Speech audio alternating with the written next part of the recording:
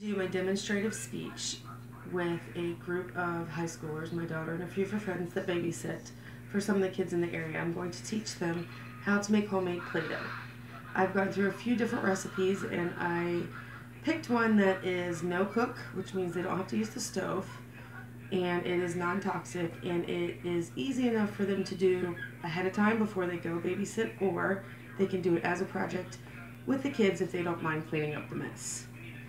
What you're going to need for this is food coloring, a large bowl, salt, oil, flour, measuring cups, water, and Ziploc bags. I use the zipper kind because it's easier for kids to open and close. This will store the Play-Doh.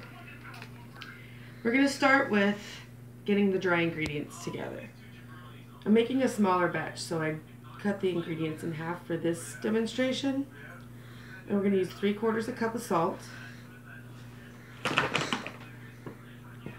with 1.5 cups of flour.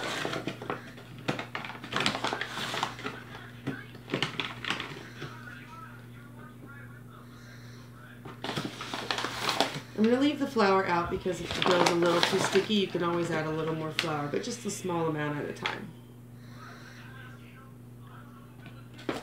I like to mix the ingredients a little bit together so it's easier to stir the water in and the salt's not just all sitting on the bottom.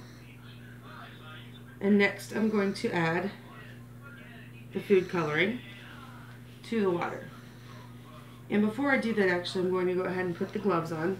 You don't have to use gloves, but I don't want my fingers dyed from the food coloring. So it's a good idea to have some if you don't want your hands dyed. If you do or you don't mind, you don't really need them. But I advise using them. And for this video, I'm going to go ahead and make green, because green's my favorite color. I'm going to use quite a bit of food coloring because I want it to really be green. Just stir that around or give it a little shake so it's all together. I'm going to go ahead and add the water to the flour and the salt. And you will also need 1/8 cup of oil. This helps the dough stay pliable and not so crumbly, since we're not going to cook it on the stove. And then just get your hands in and mix it around. This is a part that the little kids would love, because they get to play with the Play-Doh after they make their own. You can use different colors. You can mix food coloring, obviously, to make different colors. You can make lighter dough. And this actually looks like a pretty good consistency, so I don't think I'm going to need to add any more flour.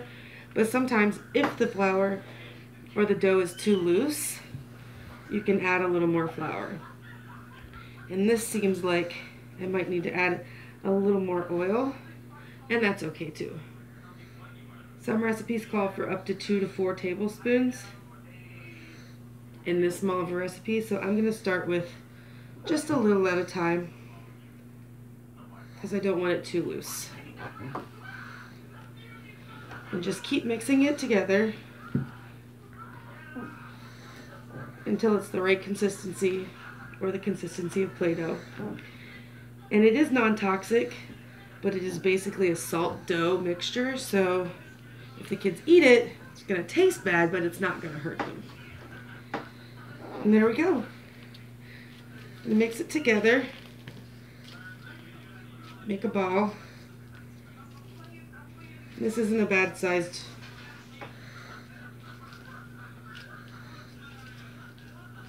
Just make sure it's all mixed together and mixed well. And get it into a decent sized circle, and you can store it in a freezer bag for up to 6 months.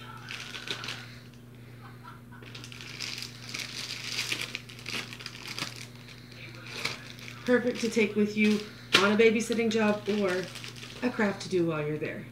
Thanks.